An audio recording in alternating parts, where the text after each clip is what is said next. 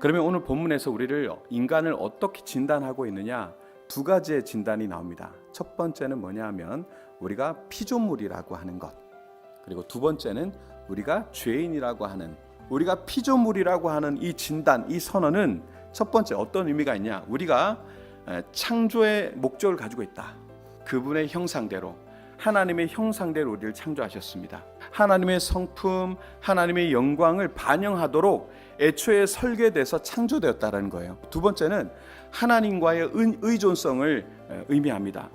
자, 모든 피조물들은요, 창조주 하나님께 의존하고 소속되어 있습니다. 우리가 가진 재능, 생명, 목적 모두는요, 어디로부터? 하나님으로부터 나옵니다. 세 번째는 우리의 책임과 사명을 의미합니다. 자, 하나님의 형상대로 창조된 우리가 어떻게 하나님을 영화롭게 하고 그분의 뜻을 따라 살아가는 그런 모습은 자연스러운 것이고 책임인 것이죠. 두 번째 진단을 봐야 되겠죠. 우리가 죄인이라고 합니다. 그래서 우리가 죄인이라는 것에 또 세 가지 의미를 보면, 먼저는 첫 번째, 하나님을 거부한 인간의 상태를 의미하는 겁니다. 두 번째는 죄의 결과를 또 의미하기도 합니다. 하나님과의 관계가 단절되면서 인간은 자신의 욕망 그리고 우상 숭배에 빠지게 되었고, 이로 인해서 공동체와 개인의 삶에 아주 파괴적인 결과를 초래하게 되었다는 것이죠. 자, 세 번째는 하나님의 공의를 또 의미하기도 합니다. 인간이 죄인이라는 사실이 왜 하나님의 공의를 나타내는가?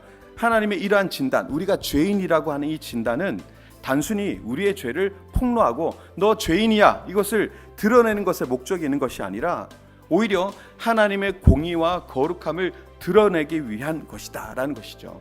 이러한 하나님의 진단을 통해서 하나님의 공의가 살아있음을 오히려 드러내는 것이죠. 인간이 피조물이고 죄인이라는 것을 진단하는 그 목적이 무엇인가? 하나님의 목적은 우리 스스로가 그 죄를 선택했을 때 얼마나 무능력하고 절망적인 상태인가를 스스로 깨닫게 하고 구원의 필요성을 인식하도록 돕는 데 있습니다.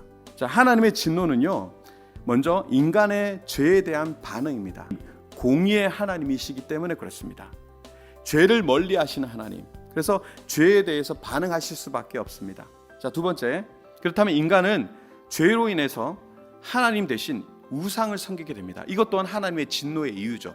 세 번째, 근데 하나님은요, 그 죄를 선택한 인간을 그냥 내버려 두십니다. 그들이 감당하도록 내버려 두셨다.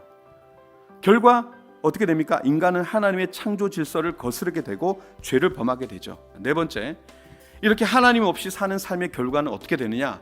죄로 가득하게 만연하게 되는 것이죠. 오늘 본문에서 두 가지를 진단했습니다. 피조물, 죄인이라는 진단, 무척 무거운 그런 주제입니다. 그런데 오늘 이 말씀의 목적이 우리를 구원하시기 위한 진단이라는 것을 우리가 반드시 기억을 해야 된다는 것입니다. 여러분, 우리는요, 예수 그리스도를 믿음으로, 복음이신 예수를 믿음으로 하나님의 진노로부터 벗어날 수 있게 되었습니다. 네, 예수 공로, 예수 피 감사하면서 그렇게 살아가는 그런 저와 여러분 되시기를 주님의 이름으로 축원드립니다.